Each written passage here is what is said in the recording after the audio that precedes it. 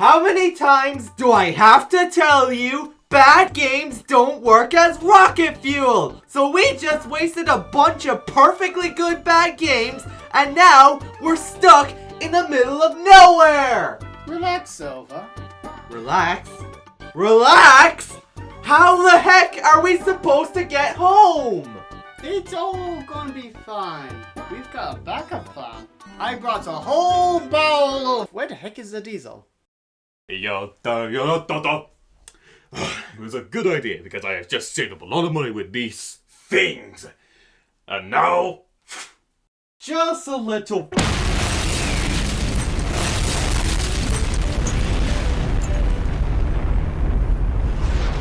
Not gonna pay rent for this month! So now what do we do? Well, I guess we just wait. Wanna play something? We are stranded in the middle of a fucking desert with no food, no water, and all you want to do is play a stupid fucking Nintendo game? Super Circuit? Tell me you are Oh, wait a minute. My phone still has plenty of battery left. We can call for help. Hello? Yeah, we're stuck in the middle of the desert and we need someone to come help us. Yeah, the middle of the desert. What part of that is so hard to understand? Me and my friend were trying to go to the moon. Don't ask why, it was his idea. So while he's on the phone, why don't I start the review? Dude, are you for real? Super Mario Kart and Mario Kart 64 were pretty successful games. So, how did they follow up? They made it smaller. It's so cute! Mario Kart Super Circuit was announced alongside the GBA itself, this time being developed by Intelligent Systems. They seemed to do a lot of Nintendo's big names at the time. Nintendo sure was busy. This one wasn't going to be 3D or anything like that, but you can now play Mario Kart on the go, which was cool. The game released in late 2001 and received generally positive reception, though it did not make as big of an impact as the first two. This was the one Mario Kart game that basically just came and went. But why is that? Why isn't this game remembered or talked about as much as the other Mario Kart games? Well, let's find out why. So the gameplay is the same as the first two. However, since we're now on the GBA, we're now back to the gameplay style of Super Mario Kart. Considering the system we're on, I can understand. It doesn't mean I have to like it though. All the modes are back once again. The single player stuff is the same. Grand Prix, Time Trial, and a new Quick Run mode where you just play a course of your choosing. And for the multiplayer, we have Versus and Battle mode, and Ghost Data. Boo. For engine classes, there's 50, 100, and 150cc modes. No mirror mode. Yep, this really is just a slightly upgraded Super Mario Kart. The items are exactly the same as the last one, except the distribution of the items is less broken this time.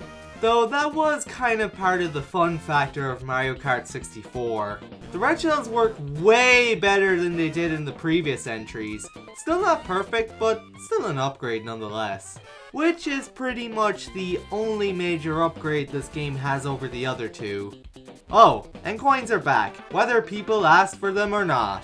Yeah! Coins! This time, we've got 5 cups, but with 4 tracks per cup, like Mario Kart 64. And the only repeated tracks is Bowser's Castle. But even then, there are some tracks with similar themes, such as your standard circuit tracks, beach levels, and ghost levels. Oh yeah, we also have these road signs to tell you which kind of turns you'll have to make, which I really like. Could have used them more in Super Mario Kart since the screen is smaller, but it's nice here. Personally, I never really took notice to the signs. Sure, they can be helpful for newcomers, but personally, I kinda just ignored them. I'm gonna make a pretty good driver someday, aren't I? The very best. Starting with the Mushroom Cup, we've got Peach Circuit, a course that is shaped like a bitten chicken McNugget. It's a fine starting course. Shy Guy Beach, as you guessed, it's a beach course. Since this is the Game Boy Advance, it doesn't look too bad. Unlike the Wii version that looks so out of place compared to the rest of the tracks in that game. Even back when I played Wii, this one never really was one of my favorites. But I do like the music. Riverside Park has a lot of turns, showing you how much this game is like Super Mario Kart. I wouldn't mind this course if the controls were a lot better. We'll get to that later. Bowser's Castle 1 has even more tight turns and a few jumps near the end. I can't remember much from playing this track in 7, but it shouldn't be this hard! Mario Circuit. There's a section shaped like a Pinocchio nose, and it was turned into an anti-gravity section in Mario Kart 8. Next, Boo Lake is basically this game's Ghost Valley, with jumps and boos that try to take your coins. Cool, moving on. Time for Cheeseland! We could make a joke with Wallace and Gromit, or The Garfield Show, or Looney Tunes, but they'll probably be too cheesy.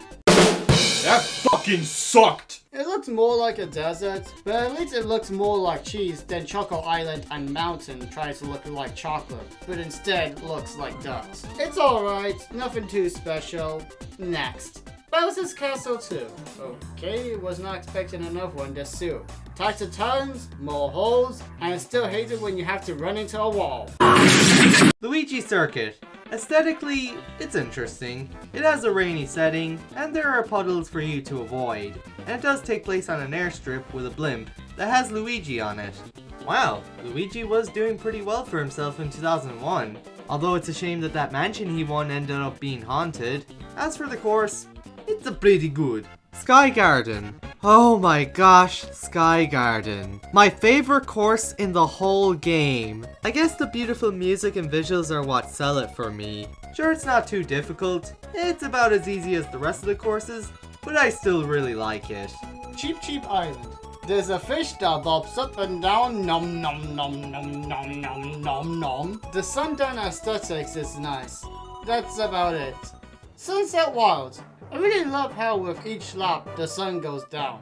That's a really nice thing that they removed in 8 Deluxe. Tour has it, but not the 8 Deluxe version? Nintendo, why? I also like how if you run into the Shy Guys, they latch onto you and try to steal your coins. Visuals aside though, it's alright. A couple of Titans, and that's it really. I'm starting to notice a pattern. Snowland. Worst Mario Kart Super Circuit course ever! For some reason, even though we're driving on snow, the camera just shakes throughout the whole course. For no freaking reason! Why? It's really annoying. I feel like I'm gonna get a headache from playing this track. The music is nice, but not enough to salvage this one. Ribbon Road. It's a road made of ribbons.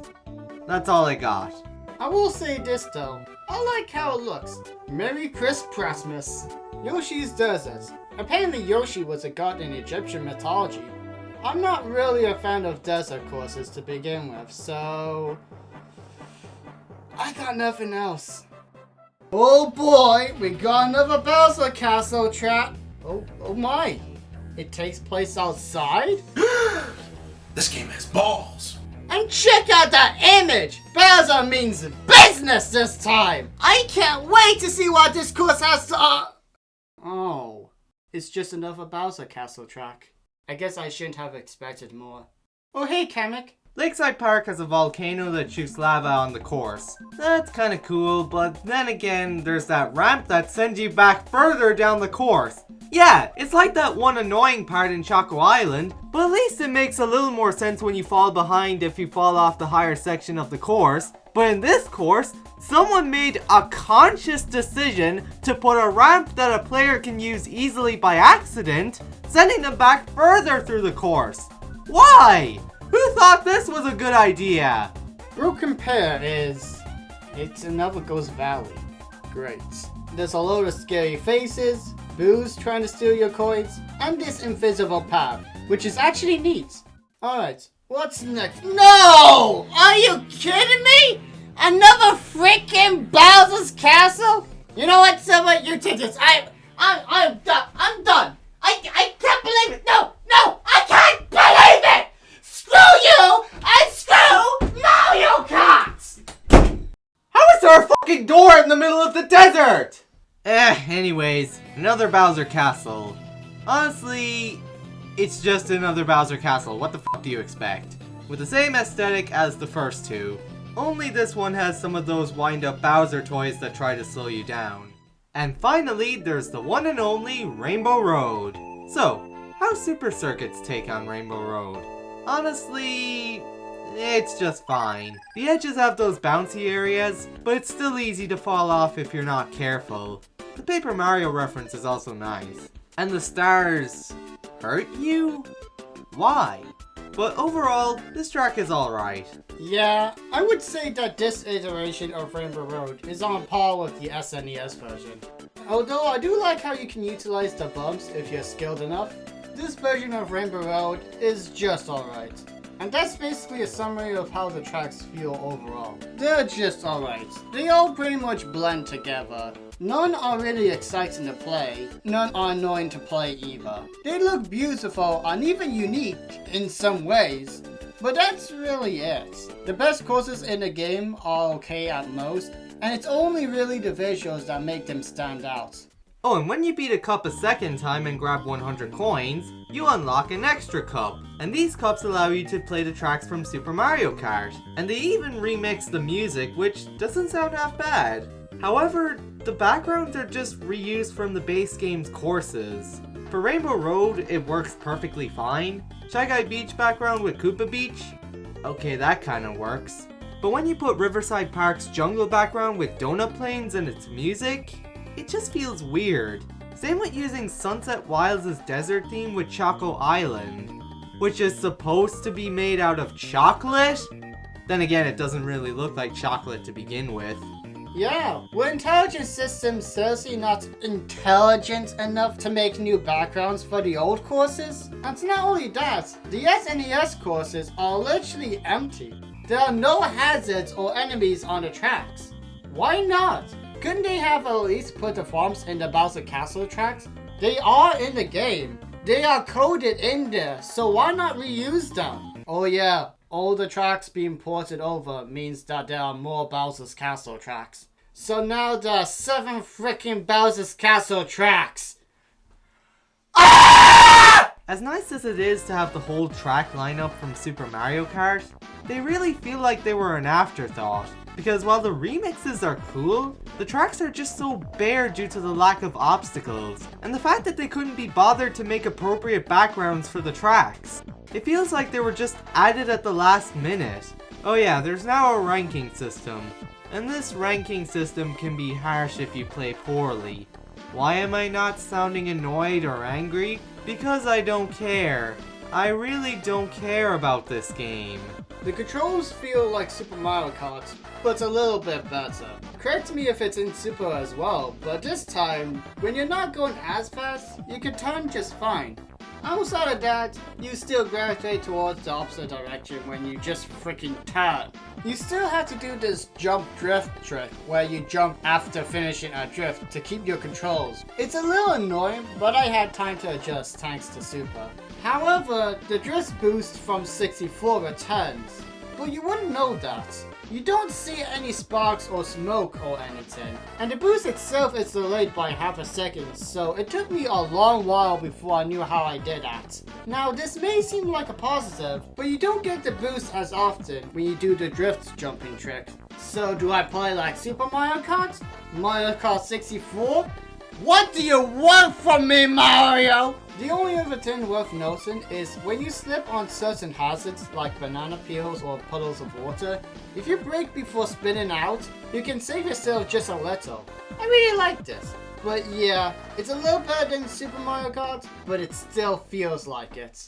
But if there is one thing Mario Kart is very well known for, it is without a doubt the multiplayer mode. Woo! And unfortunately, this Mario Kart game is the hardest one to get that to work. With any home console Mario Kart, all you need is the console, a copy of the game, and up to 4 controllers for each player. And you need a TV. No doy. With Mario Kart DS and 7, you need 2 Nintendo DS/3DS consoles, and at the very least, 1 copy of the game to play a limited experience, or for each player to have a copy of the game for a full experience. For Mario Kart Super Circuit, the multiplayer is similar to DS and 7. However, unlike the DS systems, the Game Boy lineup of systems had no wireless multiplayer, so in order to get it working, you need a cable to connect your GBAs together. So to get the full multiplayer experience, you need 4 Game Boy Advance systems, each player having their own copy of the game, and a GBA link cable. Good luck finding all those! If you play the game with just one card using a single pack link, you can only play as Yoshi's, and you get 4 tracks, all of them being the SNES ones, and they all have the same remix of the Super Mario Kart's title theme. Oh, and there's no battle mode, so we were unable to record footage of it since Retro is the only one I know who has an original copy of the game, while I was playing on the Wii U Virtual Console. Wait, aren't we in the middle of the desert? How are you using the Wii U? Well, you see, Retro, you don't need the TV to play it. You can just use the gamepad. Alright, but what's it doing there anyway? I had nowhere else to put this useless thing, okay? Oh, and just so you know, we didn't feel like getting the Switch Online expansion pass just for the multiplayer. It ain't worth it. Until I can convince everyone else, then we'd be doing a Let's Play of Kirby and the Amazing Mirror, but shh. The limitations of single pack play does suck, but I guess I can cut it some slack. This is a GBA we're talking about, and it wasn't easy setting such data to an empty GBA console. So at least you can have some sort of a taste. But it does feel weird going from the DS to this. And of course, if everyone has their own copies of the game, you get the full experience. The music is pretty good. Believe it or not, there are a few songs in this game that I really like. Though it's probably more because of their later iterations in future Mario Kart games, where the songs were remixed without the limitations of the GBA sound chip in mind. Regardless, I still like the original versions of my favorite songs that originated from this game, such as Sky Garden, Bowser Castle, and Shy Guy Beach. And as much as I hate playing Snowland, I really do like the music. And once again, the Super Mario Kart remixes don't sound half bad. Yeah, the soundtrack is pretty good. I like most of the melodies, beats, and they do a good job for what's on the GBA. They may sound better on future Mario Kart games, but for a good reason. As for the remixed music, I do think it works way better on the SNES, but they did a good enough job using Super Circuit's sound font. And that was Mario Kart Super Circles. So, what do we think of it? It exists. I mean, it's a perfectly fine and functional game, but there's not really much that this game offers compared to the Mario Kart games before and after it. None of the tracks really stick out that much, and aren't as fun as the 64 tracks. And getting the multiplayer to work on this one is pretty much a hassle. Though I do give it prompts for being the first portable Mario Kart game, but that's all it really has going for it. Yeah, I agree. I can cut it some slack for it being the first portable Mario Kart game, and it's been on a GBA, but it's a bit too much Super Mario Kart for me. There are some improvements, one not so much, and overall, out of all the Mario Kart games, this one is the least innovative. I guess when it comes to both of our thoughts on the Mario Kart games, this is the first one we are pretty much in agreement on. Yeah, there's not much reason to go back to this one. It may have been the first portable Mario Kart game, but it doesn't really have much else to offer. And it doesn't really help that Mario Kart DS, 7, and 8 Deluxe have basically made this game obsolete. But, I will say this. Super Circuit may be what you might want to try if you want a challenge with 100% in the game, and if you don't mind the controls, then you might find some enjoyment in this one. I guess that's an interesting way to look at it. If I were to recommend this game to anyone, I would only recommend it to hardcore Mario Kart fans who may be curious to see what this one is like. Otherwise, you're not really missing out on much.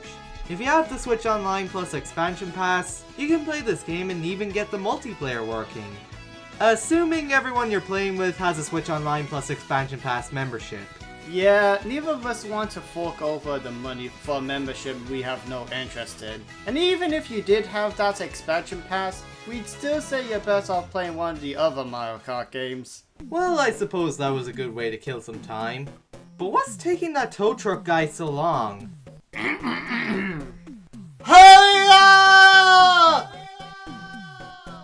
Well, I've done all I can. Well, my phone is now out of battery, so I don't know what other options we have.